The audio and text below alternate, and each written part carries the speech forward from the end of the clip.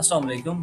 इस वीडियो में हम ये देखेंगे आप अपनी पेमेंट्स को किस तरह हैंडल करेंगे। अगर फॉर एग्जांपल कोई कस्टमर आता है और उसने आपको ऑर्डर दे दिया, आपने डिलीवर कर दिया और उसका कोई उधार बाकी है, तो आप उसको किस तरह से हैंडल करेंगे। सबसे पहले आप दर्जी ऑनलाइन की डैशबोर्ड पे आएंगे। यहाँ पे लिखा होगा कस्टमर उधार के 500 आपका उधार रहता है। अब आपने क्या करना है, आपने इस उधार लेजर में आना है। उधार और लेजर इस पर क्लिक करना है। जैसे आप क्लिक करेंगे तो आपके सामने रिपोर्ट्स आ जाएगी कि 500 रुपये उधार है, इस वीक आपने इतनी अर्निंग की है, इतनी पेमेंट्स आपकी लेट हो चुकी हैं जो कस्टमर ने देनी थी, और ये सारी चीज़ें यहाँ पे आ जाएंगी कि इधर नीचे क्लियर पेमेंट, ऑल पेमेंट्स जितनी भी आएंगी, और आउटस्टैंडिंग मतलब जितना उधार रहता है लोगों का वो यहाँ पे आएगा।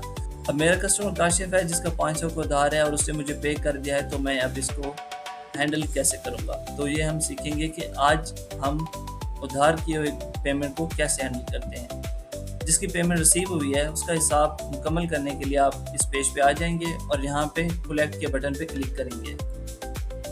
जैसे ही आप कलेक्ट पे क्लिक करेंगे आपके सामने उसकी पेमेंट की सारी हिस्ट्री आ जाएगी और यहाँ पे आ जाएगा।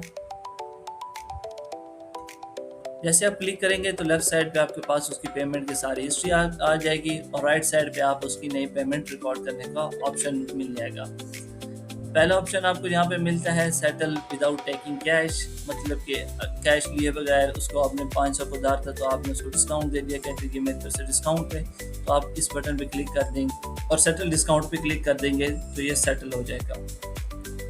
लेकिन अगर आपको वो कस्टमर पे करता है तो आप यहाँ पे आएंगे, पे एंड ऑर्डर पे आपको सिलेक्ट करेंगे और यहाँ पे वो ऑर्डर सिलेक्ट करेंगे जिसके आपके पास बकाया है। फॉर एग्जांपल इस कस्टमर के मेरे पास,